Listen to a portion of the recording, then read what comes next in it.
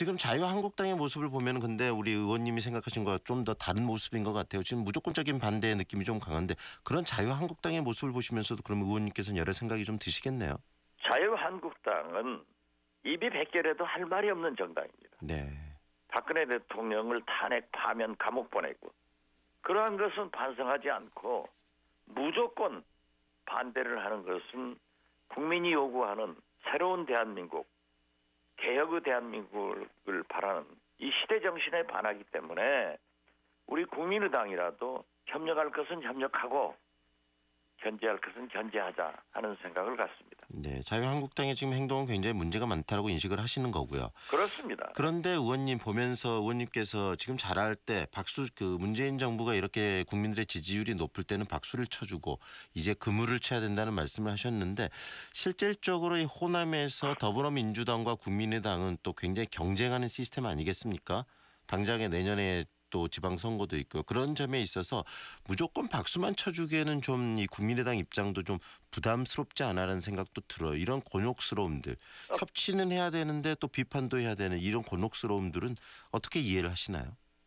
제가 최근에 광주를 3번 다녀와서 시민사회단체, 학계, 언론계를 좀 만났습니다. 네. 광주는 처음으로 양당제가 되었기 때문에 굉장히 높이 평가하는 것 같아요. 네. 국민의당이 있기 때문에 문재인 대통령이 호남 인사를 중용하고 호남을 생각하게 됩니다. 또 민주당도 긴장해서 잘하려고 하고. 네. 그렇기 때문에 국민의당은 더 잘하려고 하고. 네. 그래서 우리 광주 호남은 처음으로 양당제를 보고 서로 경쟁해서 호남의 발전과 정치를 더 잘하려고 하기 때문에 네. 굉장히 좋은 결과라고 저는 봅니다. 네. 호남에 있어서는 지금 더불어민주당과 국민의당이 경쟁하는 시스템이 굉장히 긍정적이고 바람직하다고 보시는 거고요. 그렇습니다. 네.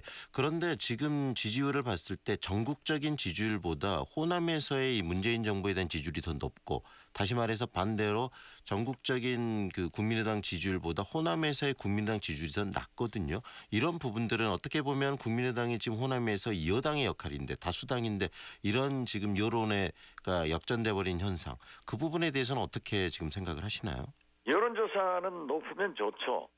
1년 전 총선 때 네. 우리 국민의당은 6% 지지받았으면서도 열심히 선거에 임해가지고 이겼습니다. 따라서 지금 현재는 거듭 말씀드리지만 5.18 그런 파격적인 행사, 감동적인 내용을 보고 어떤 누가 문재인 대통령을 지지하지 않을 광주 시민 호남 사람이 있겠습니까? 네. 그렇기 때문에 지금은 박수를 보내지만은 저는 거듭 말씀드리지만은 문재인 정부의 큰 그림, 네. 그랜드 디자이너가 없어가지고 네. 법과 제도를 정비를 못합니다. 즉 국회 선진화법 때문에 저는 네. 문재인 대통령이 굉장히 어려움에 봉착할 것이다 이렇게 예상을 합니다. 네.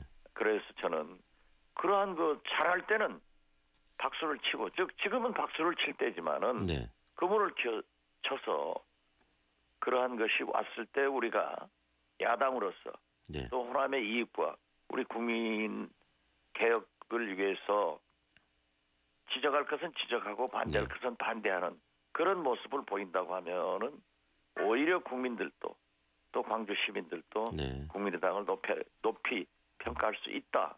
저는 그런 생각을 갖습니다. 네, 결국은 지지율이라는 것은 그 어떻게 또 상황에 따라 변화될 수 있기 때문에 그 국민의당이 제대로 된 역할들을 계속하면 지지율은 회복될 수 있을 것이라고 생각한다는 말씀이신데요. 그렇다면 지금 의원님 문재인 정부가 지금 이렇게 지금은 잘하고 있지만 어느 정부나 지지율이라는 것은 또 오를 때도 있고 내려올 때가 있는 거 아니겠습니까? 우려되는 점들도 있으실 것 같아요. 이런 부분들은 문재인 정부가 현재는 잘하고 있지만 문제가 좀 될 것 같다. 이런 것들은 어떻게 해야 되는데라는 생각들 많이 하실 텐데 그런 우려점들은 어떤 게 있으신가요? 우선 어제 인사를 발표했습니다마는 네.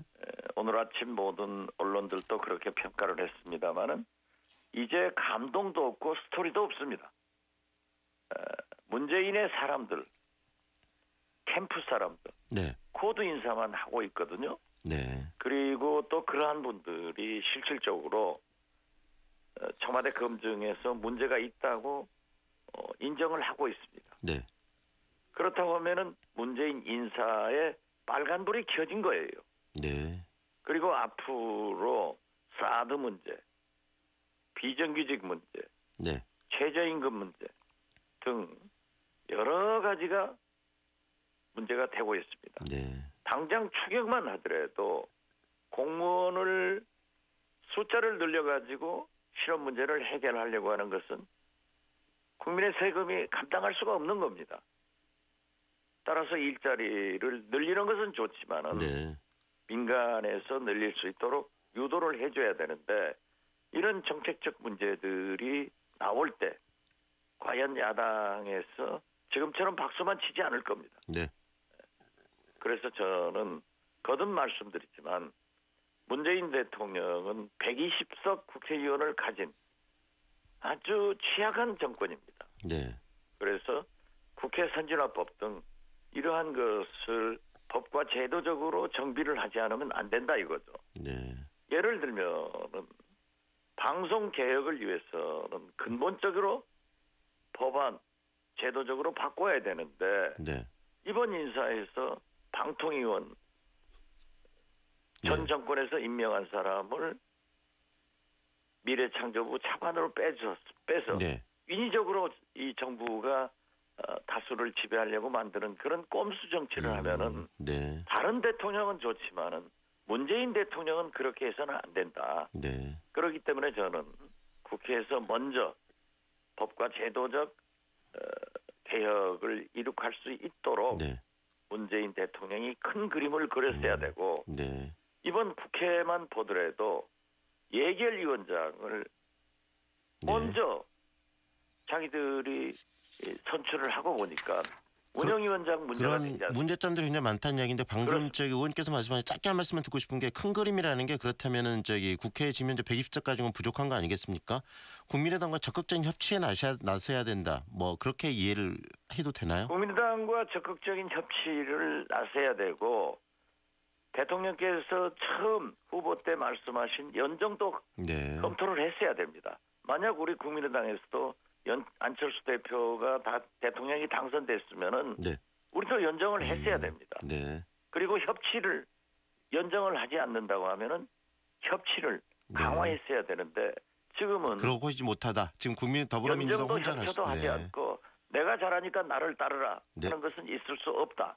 그것은 결코 네. 감동적인 드라마식 PD 정치는 실패한다. 저는 그렇게 보고 있습니다. 네. 오늘 말씀 잘 들었습니다. 감사합니다. 네, 감사합니다. 지금까지 국민의당 박지원 의원이었습니다.